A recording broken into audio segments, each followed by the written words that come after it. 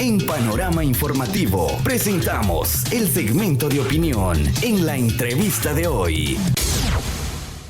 Son las 12 del mediodía con 37 minutos, 12 horas con 37 minutos.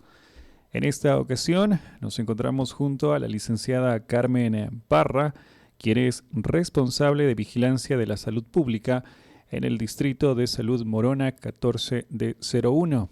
Con ella queremos abordar un tema importante en cuanto a que en los últimos días se ha registrado un incremento de casos de infecciones respiratorias, algunas causadas por la influenza estacional y por otro también el tema del SARS-CoV-2 que genera el COVID-19.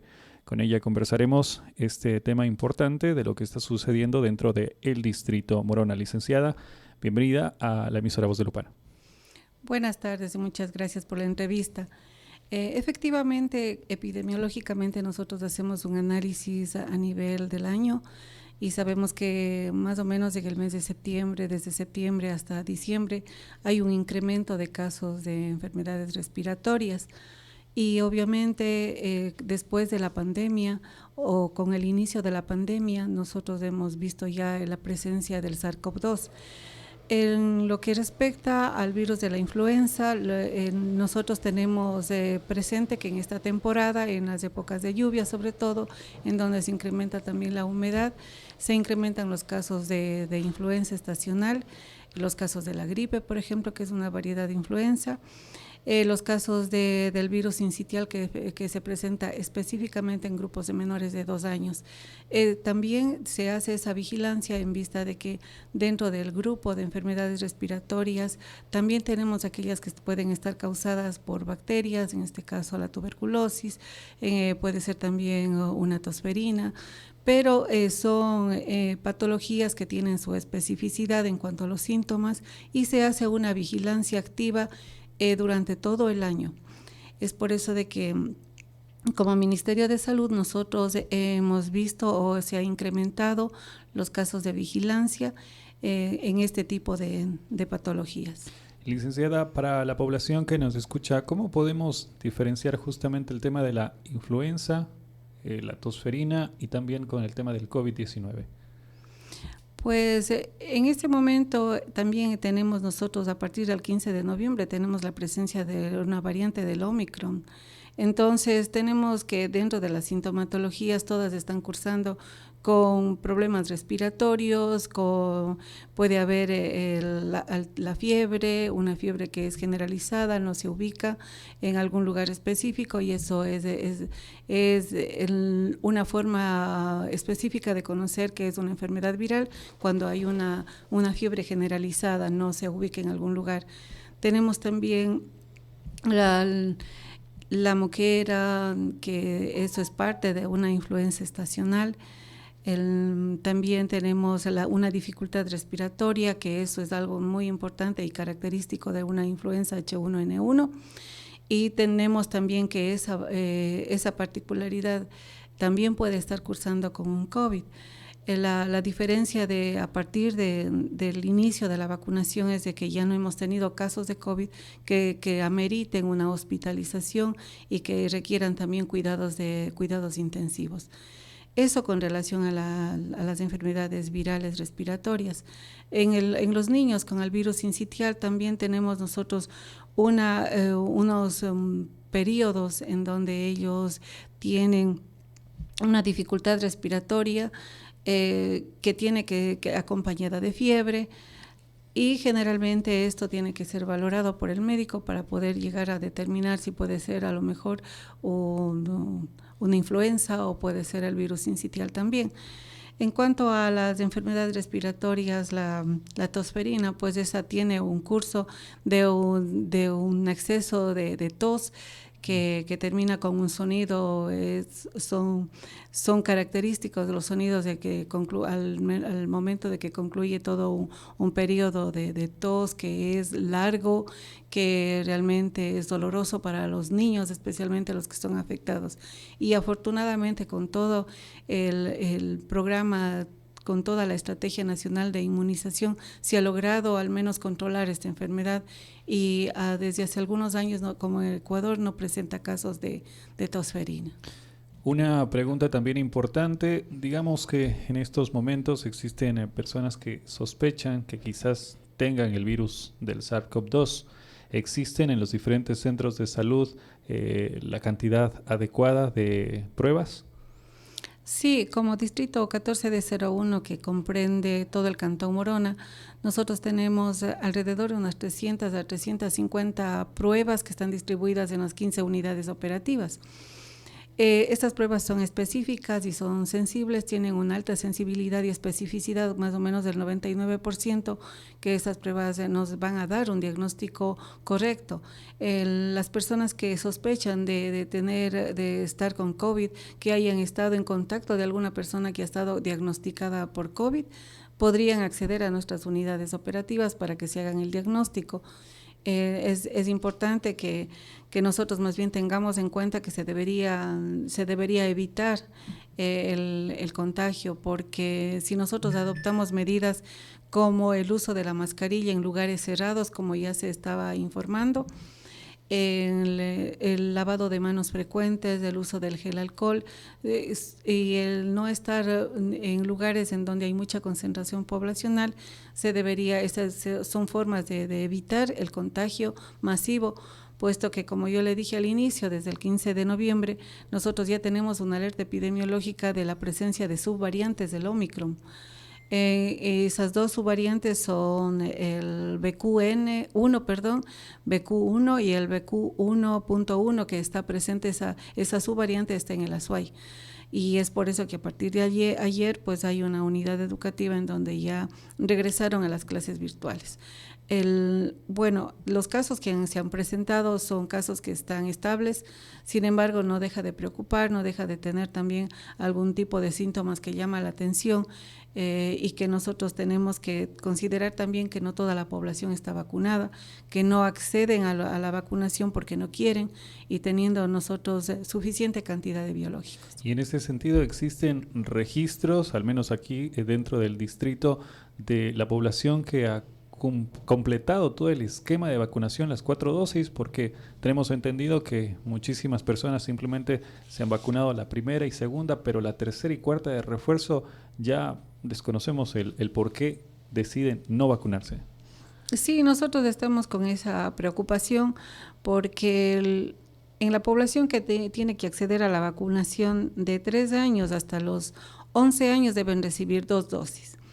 Desde los 12 años hasta los 17 años, en 11 meses, 29 días deben recibir 3 dosis. Y a partir de los 18 años debemos todos tener 4 dosis. Entonces, lo que nosotros observamos hasta el momento es desde que se inició con la vacunación, se han aplicado alrededor de 113.921 dosis. Pero de ellos, lamentablemente, se tiene el 89% con primeras dosis, el 23% apenas con cuarta dosis. Y tomando en cuenta solo en población de 18 años en adelante, solo el 23% tiene completo el esquema de vacunación. Y el hecho de que no tengamos, los adultos no tengamos todas las 4 dosis hace que nosotros más bien seamos las personas que contaminemos o contagiemos a los niños, a los menores de 18 años con el SARS-CoV-2. También nos preocupa porque se ha iniciado todo ese proceso de vacunación en niños de 3 años en adelante, pero no tenemos nosotros una respuesta por parte de los padres y no se ha llegado ni siquiera al 50% de vacunación en este grupo de edad. También nos llama la atención porque son los grupos de edad que tienen la mayor probabilidad de infectarse, de contaminarse, y es más, tenemos que saber que mucho se ha hablado de tener una inmunidad comunitaria. Uh-huh. Pero resulta que esa inmunidad adquirida solamente nos dura unas 3-4 hasta 4 o 5 meses si es que no nos vacunamos y nosotros nos enfermamos. Pero si nosotros tenemos la vacuna, ya un esquema completo, el periodo de protección es mucho más amplio y lo más importante es de que tenemos nosotros sin haber tenido las consecuencias de haber sufrido una enfermedad. Eso es importante que la ciudadanía conozca y que acceda a la vacunación que nosotros tenemos. Es más, es importante dar a conocer que se ha estado satanizando la vacuna de la AstraZeneca, pero realmente esa vacuna combinada con la Pfizer, combinada con la Sinovac, nos da mayor garantía de inmunidad. Entonces eso sí vale la pena que conozca la ciudadanía. Sí, porque existía un comentario por parte de gran cantidad de personas en donde mencionaba, ¿no? Si se vacunó las 2 primeras dosis, en este caso con la Pfizer, la tercera, ¿por qué iba a ser con la AstraZeneca o con cualquier otra vacuna? ¿Existía algún problema? No, problema no, sino que más bien se garantizaba o se fortalecía la inmunidad. Entonces, por estudios científicos se llegó a concluir de que se tiene que aplicar esquemas heterólogos, es decir, la vacuna que se utiliza con un solo laboratorio, por ejemplo, la Pfizer tiene sí una partícula mínima del ARN del virus, pero la otra vacuna al tener una partícula tiene algo más, entonces complementa y ayuda a que la persona se fortalezca y no se infecte o no desarrolle todas estas sintomatologías que ameritan hospitalización y cuidados intensivos. Muy bien, licenciada, en la parte final entonces las recomendaciones debidas para la población para que continúe con estas medidas preventivas del lavado de manos, también el distanciamiento social y claro, que vaya a los diferentes centros de salud del distrito por la vacuna. Un llamado muy cordial a la ciudadanía que acuda a nuestras unidades operativas. Es más, tenemos muchas brigadas de vacunación que están acudiendo a algunas comunidades. En este momento se está ya concluyendo con la vacunación de la influenza en los lugares, en los centros educativos, pero también nosotros llamamos y que no se asuste la población, que cuando les ofrecemos la vacuna del COVID y si se pueden poner en el mismo momento que se van a administrar la vacuna contra la influenza, que se lo hagan. Esta vacuna de la influenza y la vacuna del COVID no tienen ningún problema al ser administradas simultáneamente. Claro que van a ser en lugares diferentes en los 2 brazos, pero no va a tener ningún inconveniente. El hecho de que nosotros como personas tomemos en consideración si es que vamos a utilizar los buses o transporte público, que debemos utilizar la mascarilla. La mascarilla hasta el momento no ha sido eliminada de la prevención. Como mundo, no se ha levantado la alerta o no se ha levantado la pandemia, por lo tanto, las medidas de protección se mantienen. El uso de mascarilla en lugares cerrados, si ustedes van a ver en unidades operativas, tenemos mucha concentración de población que acude para solicitar los servicios de atención médica, odontológica o lo que sea, pues allá tiene que ir la población con la mascarilla. Nuestros equipos de salud están atendiendo con mascarillas porque son centros en donde se congrega mucha población. El lavado de manos frecuente, que no se tiene que olvidar.